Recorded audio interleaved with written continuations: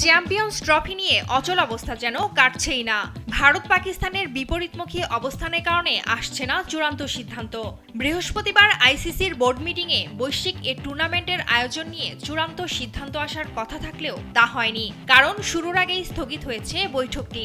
তবে দুই দেশকে সমঝোতায় পৌঁছাতে শনিবার পর্যন্ত সময় বেঁধে দিয়েছে বিশ্ব ক্রিকেটের নিয়ন্ত্রক সংস্থা। ভারত সরকার পাকিস্তানে ক্রিকেট দল পাঠাতে রাজি নয় জানিয়ে গত মাসে আইসিসিকে চিঠি পাঠিয়েছিল বিসিসিআই। এরপর থেকেই পাল্টাপাল্টি শর্ত দিতে থাকে আয়োজক পাকিস্তান এবং ভারত। ভারত চায় তাদের ম্যাচগুলো পাকিস্তানের বাইরে অন্য কোনো ভেন্যুতে হোক, যা হাইব্রিড মডেল হিসেবে পরিচিত।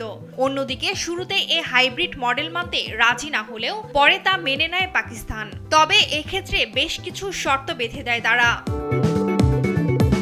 পাকিস্তান শর্ত হিসেবে লভ্যাংশ বৃদ্ধি এবং ক্ষতিপূরণের পাশাপাশি ভারতের সঙ্গে পার্টনারশিপ ফর্মুলার প্রস্তাব দিয়েছে, যে ফর্মুলা অনুযায়ী পাকিস্তানও ভবিষ্যতে ভারতের মাটিতে কোনো ম্যাচ খেলতে যাবে না। তবে পাক ক্রিকেট বোর্ডের এই শর্ত মানতে রাজি নয় ভারত, আর এ কারণেই বৃহস্পতিবারের বোর্ড মিটিং স্থগিত হয়েছে বলে জানা গেছে।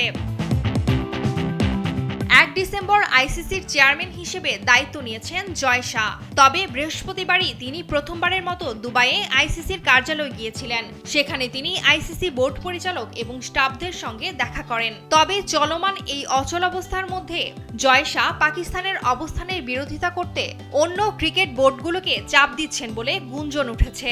দুই দেশের এই রেষারেষির শেষ কোথায় সেটা অবশ্য সময়ই বলবে।